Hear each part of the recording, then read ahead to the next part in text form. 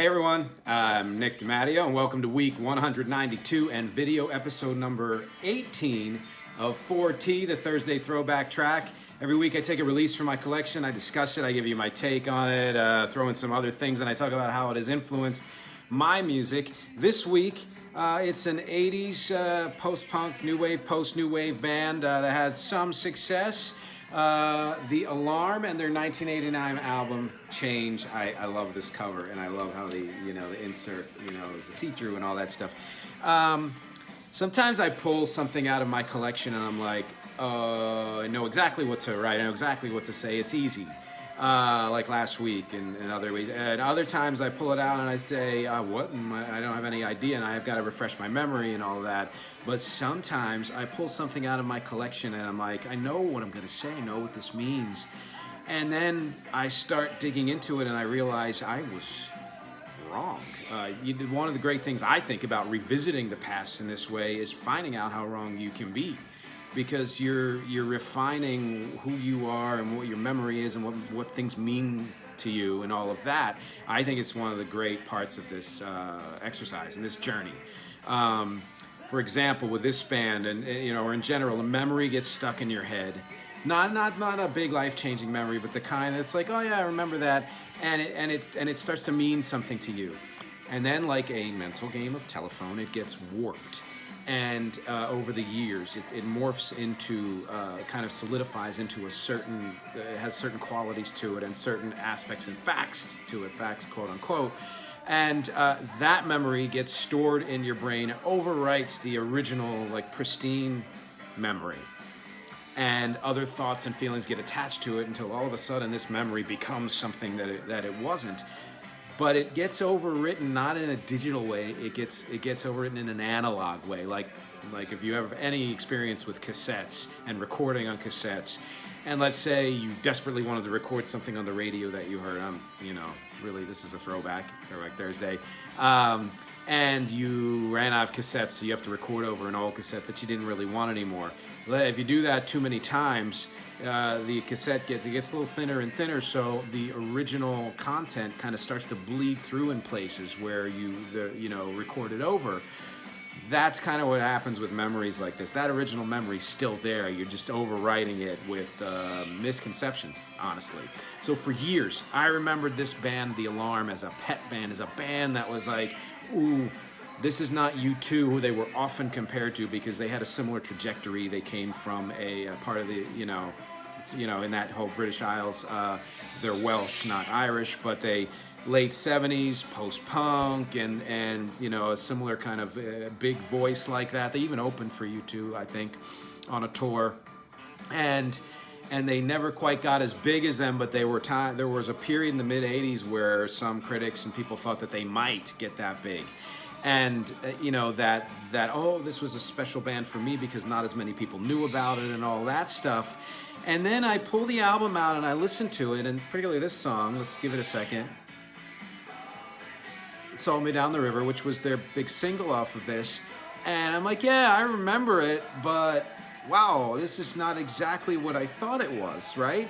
And the more I read into them, the more I, learned and relearned some more things about them, the more I realized that I had this way wrong. I actually had to dig to find out why they even made the impression on me that they did. Because clearly, yes, U2 and The Connection and all of that stuff, and I've always been into British bands and post-new wave, post-punk, and that kind of coolness, but I didn't understand what difference this band made, to me.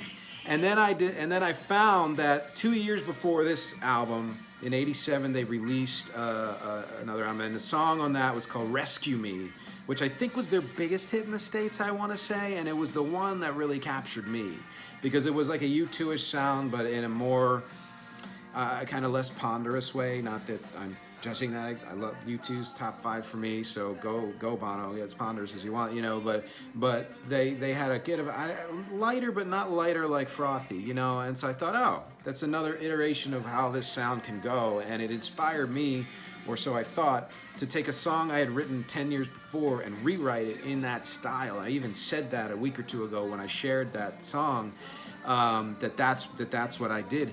but I have a feeling I was actually completely wrong. You know, what I think happened was, it could have been another band that inspired me with that song. I thought it might have been The Call, but they don't sound like that, and I don't really remember now which band it might have been. But I think happened was, I found that song Rescue Me, loved it, that, oh, I'm going to get their next release.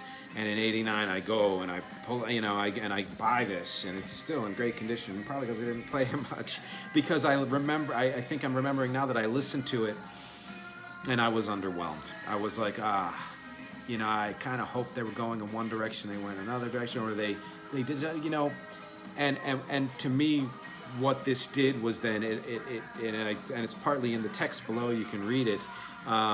I subtitle it "The One After the Good One," and I'm not judging that this is a good album, but what I mean is that one thing that really captured you, that you thought was good in a way that hit your heart. Then you're like, oh, I can't wait for the next one. And the next thing comes out, and you're like, you know. And it got me thinking how finicky we as fans are. And coming at this really from both the fan and the artist standpoint. And let's, you know, start with the fans are mercurial, they're finicky, they're very passionate. I'm talking about passionate music fans, not people who, you know, listen to music in the background and that's pleasant, wonderful for them. Not my kind of vibe or person when it comes to music. I think it is hard for both fans and artists. I think it's hard for the fan because fans know what they want. They want what they want, even if they don't consciously know it. It's what strikes them in a certain way.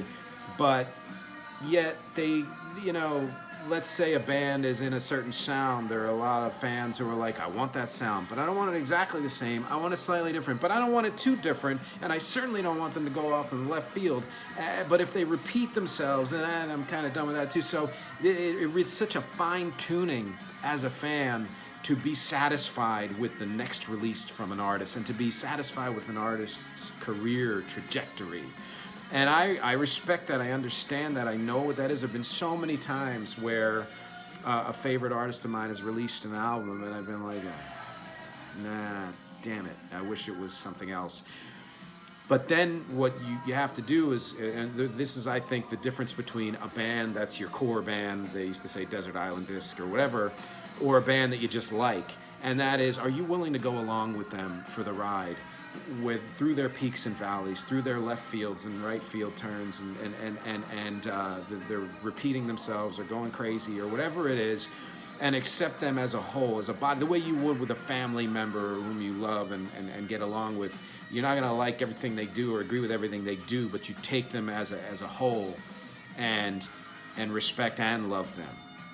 And of course, you know, Beatles like that. I mean, think about the change the Beatles make from their really rich bubblegum pop into things like Rubber Soul Revolver, Sgt. Pepper's, or Bob Dylan when he went electric. And there were fans who went nuts for both of them, were like, screw you, what are you doing? You're messing with success.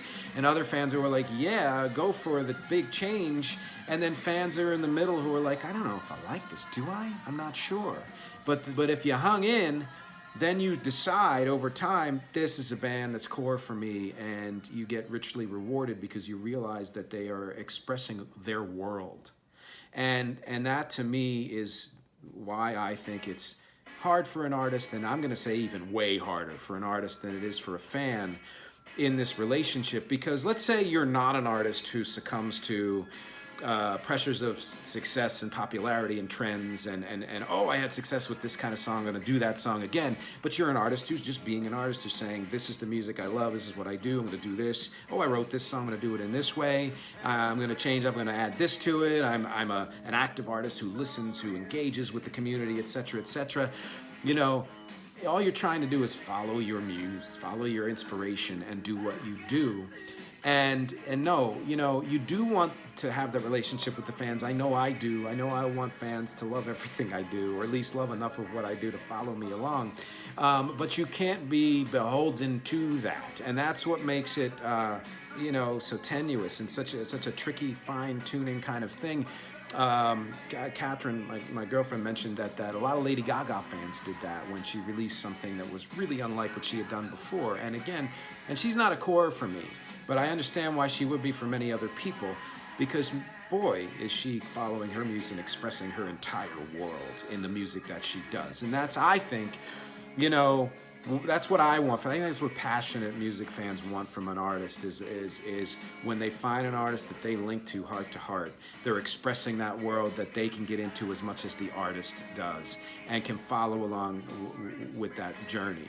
And so you can see why. And I've listened to entire catalogs of artists from beginning to end chronologically 40, 50, 60 times. And what I've found is tons of peaks and valleys, especially ones that have a trajectory of 40 years or more, even 30 years. And that eventually when the madness dies down, those artists who are still into it and are still, this is what they do, this is why they live, find their core again or find the thing. They're like, I don't care who likes what. And they end up producing work as good as, if not better than, their most famous work, but long past their due date, supposedly. Because as we know, popularity and trends are very different from artistry. 100 years from now, no one's going to care who said what in 1985 about U2 as opposed to 1995 about U2. They're going to look at the band and say, hey, they were legends and etc. And it's how people do it with the Beatles now. You may prefer a certain era, but as a whole, whether you like or dislike certain parts, you've got to respect their entire world, their body of work, the trajectory, the world that they express through their music. So what I'm saying, as an artist, we need to be aware of the impact we have on listeners. And I'm going to get to that in a second.